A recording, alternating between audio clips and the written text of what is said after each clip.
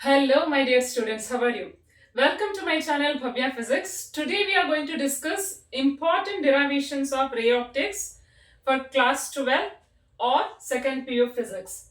So that is derive the relation between N, U, V and R in a convex spherical refracting surface. This is one of the very important questions for 5 marks. Or the question may be like this: prove that N2 by V minus N1 by U is equal to N2 minus N1 by R. So for that, let us consider now convex spherical surface. Convex spherical surface, say the bulge is outward, that is towards the rarer medium. So let us consider the refractive index of this rarer medium is N1. This is a rarer medium. And let the refractive index of denser medium be N2. That means this is, let us consider, made up of glass. Okay. So I have taken spherical surface is a part of sphere. Okay, part of sphere, just on part of the sphere, so that the curved surface, see, if you look at this curved surface, the bulge is outward, is a convex spherical surface, right? So let us consider the center may be somewhere here. Okay, if you imagine the remaining portion of the sphere, center will be somewhere here, right? Now let us consider one point object O, okay, somewhere here outside the spherical surface. So let us take some rays. One ray is, I'll just take one ray is OP, okay, which is incident at point P and moves without any deviation.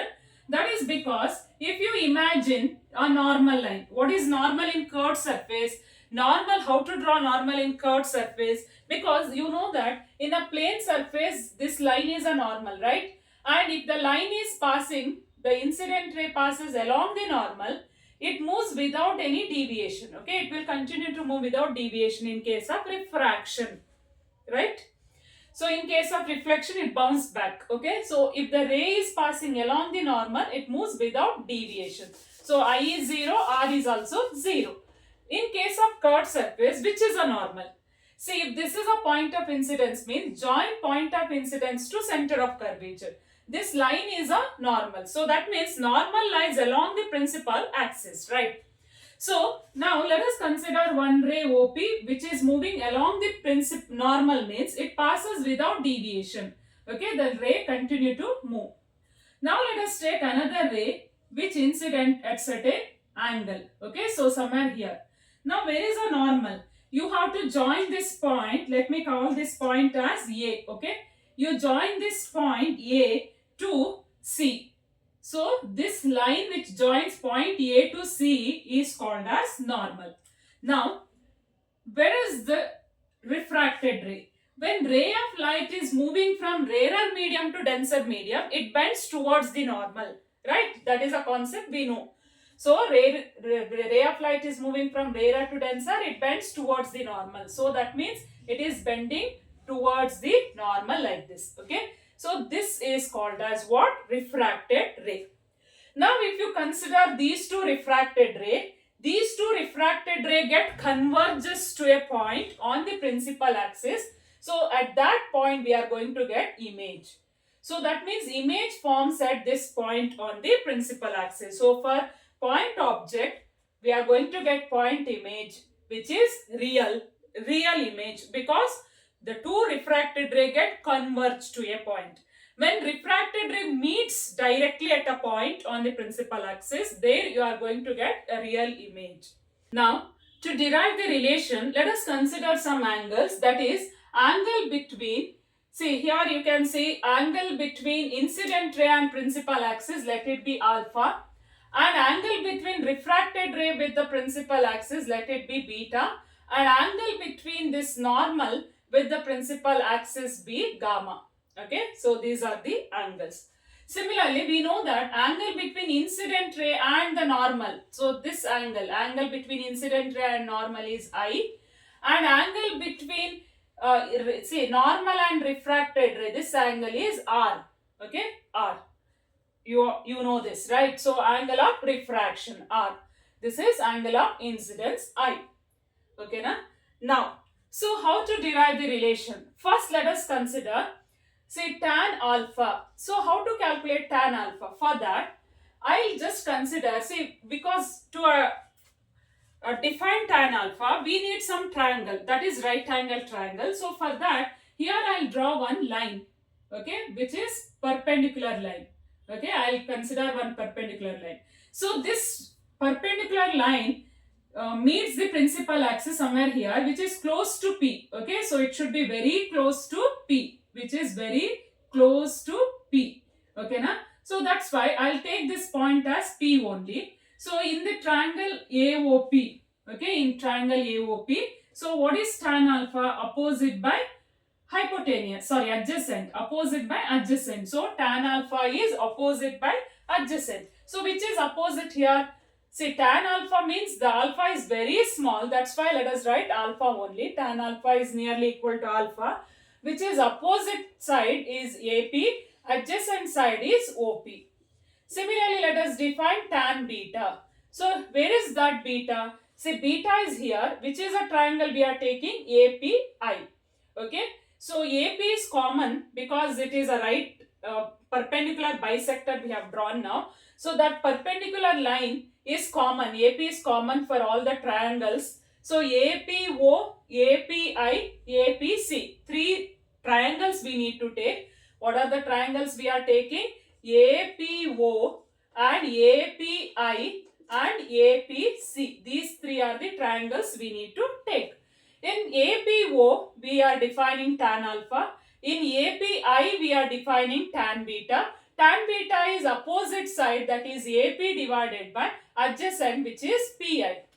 Adjacent is PI. So tan beta is same as writing beta. Then tan gamma. Tan gamma is same as writing gamma. That is opposite is AP and adjacent is PC. Now let us consider second point. So this is first point.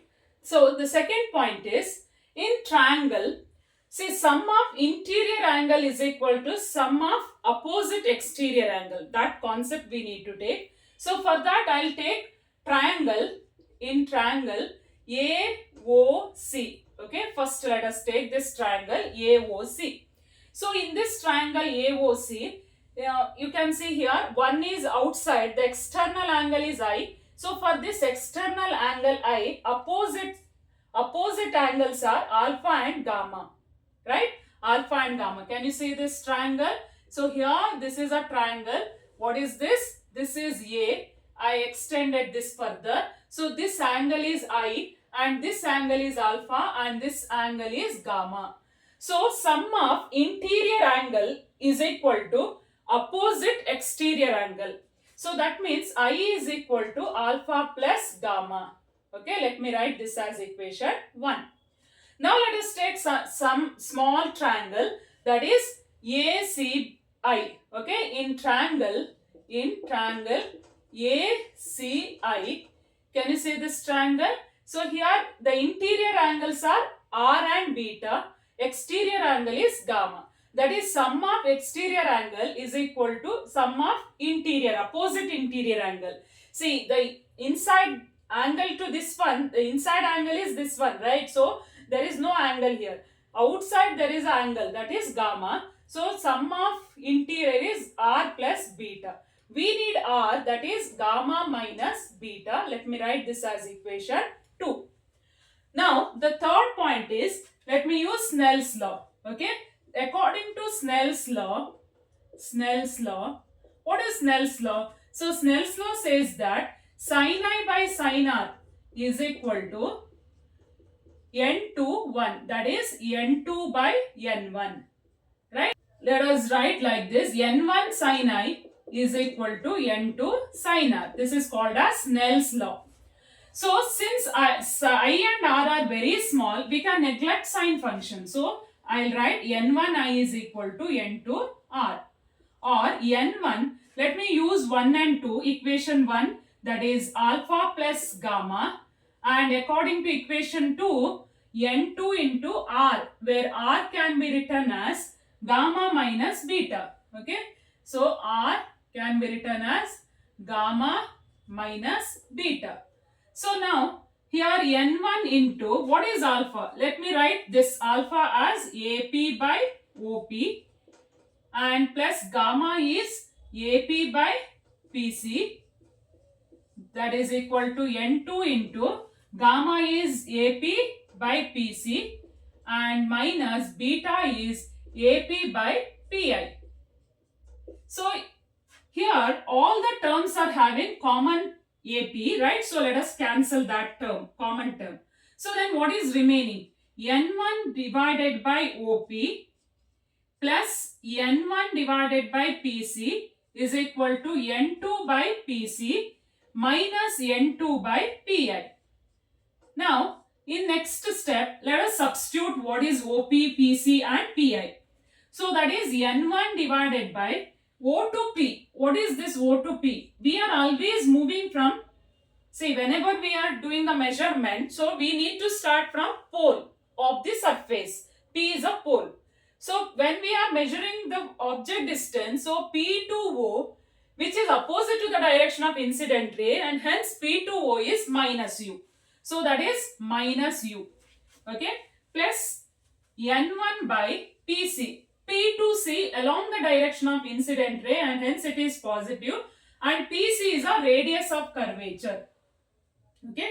And that is equal to N2 divided by PC, which is again radius of curvature, minus N2 divided by P to I. Since I is along this direction, PI is along the direction of incident ray, and I is a distance, I is a image, real image. So this is a distance of image. So V. Now let me write the common terms together. So that is here N2R, N2 by R and N1 by R. R is common. Let me write that together. And image distance and object distance, let me write together. So that is N2 by V. Okay, when it comes this left side, it is positive. And keep minus N1 by U in left side only. That is equal to N2 by R and minus N1 by R, or N2 minus N1 is common. Okay, I mean R is, take LCM, N2 minus N1. This is a relation what we are going to get. So that means N2 by V minus N1 by U is equal to N2 by R minus N1 by R. Or we can also write, see, N2 is nothing but denser medium in which image is present. Which image? Real image is present, or this is a medium in which refracted ray is present. Okay. So therefore, in general, we are writing like this: Ri of image space.